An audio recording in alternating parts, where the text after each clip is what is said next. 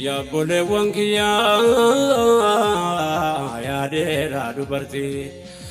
Ana bitadhaa itti fayyadamaa bareedaadha. Assalaamu alaikum rahmatullahi wabarakatuh. Jirra jirtu hordoftootaa fi kabajamtoota daawwattoota kiyya. Akkam jirtu nagaan abdanii. Baala kana ni beeytan moo hin beeytan? Yoo beeytan hin beeyinaa jedha. Yoo hin beekin dammoo hin beeyinuu jedha.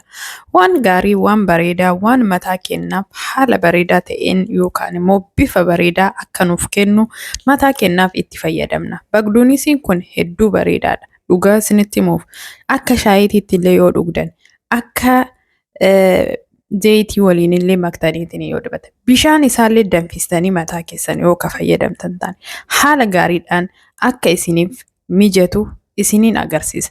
Walumaan daawwannaka waan hojjennu nu waliin hojjedha isinin jedha. Hedduu bareedaadha. Itti fayyadama. Akkuma beekamu baalli kun mana keessa ni jira jechuudha. Nyaataaf waan hedduudhaaf itti fayyadamna jechuudha. Bagduunis jedhama. Bagduunisiin kun baalli isa fakkaatullee ni jira. Kabzara jechuudha. Kabzaraan sun hafuura xiqqoo ni qaba.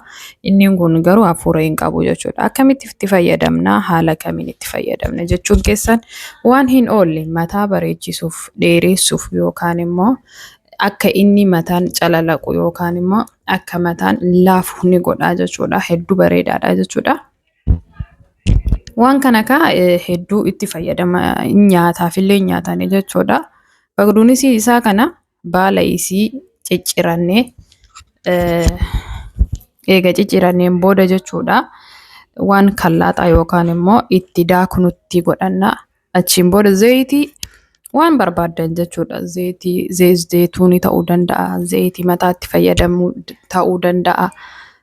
Zayitii ka barbaadan waan isin itti fayyadamtan jechuudha. Mataa keessaniif waan fayyadamtan jechuudha. Mataa keessan waan itti tasmamu ni beeytanii jedheetiin abdii guddaan qabaa jechuudha.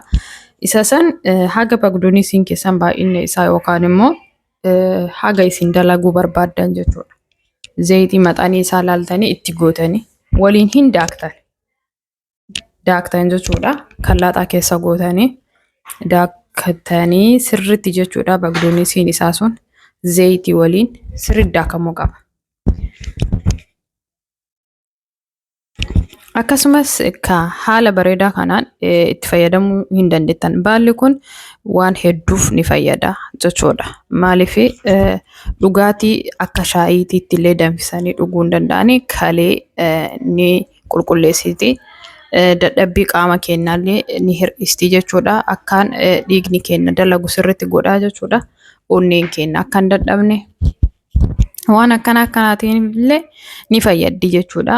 Isii tana dhuguu yookaan danfistanii dhuguullee hin dandeettanii jechuudha.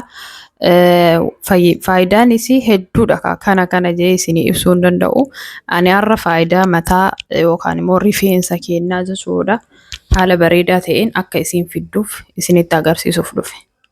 Eega daaktanii geessitanii booda distii keessanitti godhattanii haala kanaan bagduunisii fi zayitii isaa distii keenyatti naqanna. Distii keenya ibiddarra hin kennaa. Ibiddi keenya xiqqoo xiqqeessitanii gadi jechuudha. Akka ibiddi maxanii isaa malee jechuudha. Heddumminaan yoo ta'e gubuu danda'a. Zayitiin dafeetiin gubatuu danda'a. Waan san ta'eef ibidda keessaan waa xixiqqishoota gootanii akka inni waliif simatee sirriitti walitti ba'utti jechuudha. Bagduunisiin sun kalarii isaa guutuu jechuudha. Bifa isaa guutuu akka zayitiitti baafatuuf gootanii jechuudha. Haala kanaan hin cuunfitan. Eegasii immoo ibiddarraa buustanii xiqqoo keettanii qabbanaa'ee yoo jedhe jechuudha. Eega qabbanaa'een booda fuutanii waan barbaadan carqillee ta'uu danda'a.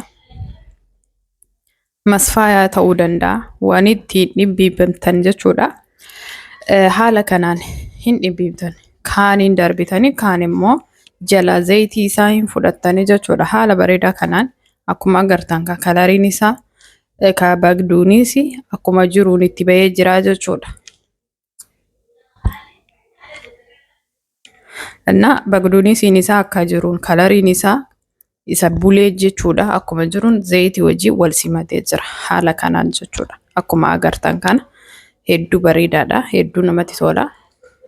Haala isin itti fayyadamiinsa isaa illee isinitti agarsiisaa jechuudha. Yookaan waan ittiin dibatan akka buqqee qaamaa keessanii yookaan immoo mataa keessan sirriitti seenee akka mataan keessan yookaan buqqeen mataa keessanii jechuudha rifeensa keessanii akka sirriitti ol fudhatu gochuu qabdan. Maaliif yoo akkanumaan zimchatanii gubbamarra dibattan buqqeen rifeensa keenyaa jalli isaa hiddi rifeensi keenyaa qibaatii hin argatu jechuudha. Kan qibaatii argatu isa kamii isa gubbaa qofa bichaan. Inni gubbaa immoo faayidaa hin qabu jechuudha.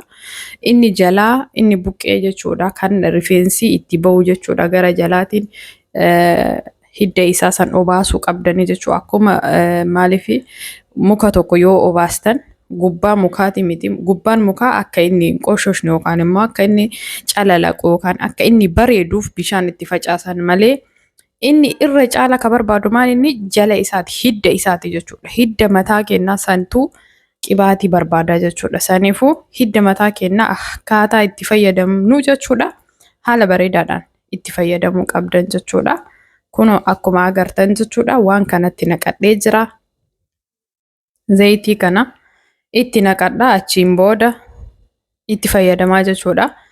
Waan kanallee bitadhaa hedduu nama fayyada zayitii itti dibattan jechuudha. Wanti harka keessaniin qiccanii mataa keessanitti hin gootanii isa kana caaluma jettanii keessa mataa buqqee keessanii jechuudha. Hidda mataa keessaniitiin irra ooftanii dibattan. Bakka kana hin dibanne bakki kun nan geenne hin jettan jechuudha. Inni kun hedduu tokko bareedaadha. Isa kana itti fayyadama bitaati jechuudha. Mataa keenyaaf haala kanaan guddifataa jirra. Haala kanaan akka inni bareedu godhaa jirra. Haala kanaan itti fayyadamaa isinin jedha. Bagduunis hedduu bareedaadha. Hedduu mataallee ni guddisa. Mataa bareeduma mataallee hin kenna. Akka inni kuno mataa gubbaa isaa caafiin isaa wal qabata gizee baay'ee akka nu fiduu hin dadhabnu takka nu ta'a jechuudha. Isa san akka inni hiikkatu yookaan immoo akka inni bareedee hiikkateetiin mataan keenya kun akka waliin qabanne godha. Isin galee waan san ta'eef isa kana sirriitti itti fayyadamaa isinin jedha.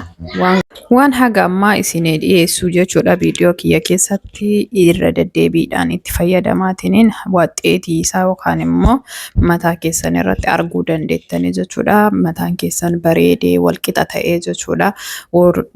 Kan addaan rifeensi keenya ka cicciramu jechuudha. Kan bakka ciccitee jechuudha akka hin ciccinne godha jechuudha. Fooliin isaa qibaatii kana hedduu namatti tola, hedduu gaariidha jechuudha. Itti fayyadama.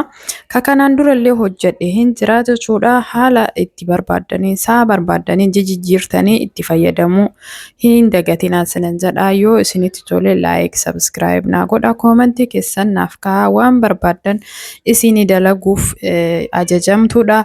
Waan barbaadan koomentii jalatti naa kaa'uu hin dandeettanii isinin jedha. Hagammoo sagantaa biraatiin walitti deebinuufti nagaan naa tura isinin jedha. Oolmaa gaarii isiniif hawwaa. Assalaamu alaikum rahmatullahi wa barakaatu. أوهجت يا شهر الصيام شهر التراويح والقيام مرحبا يا رمضان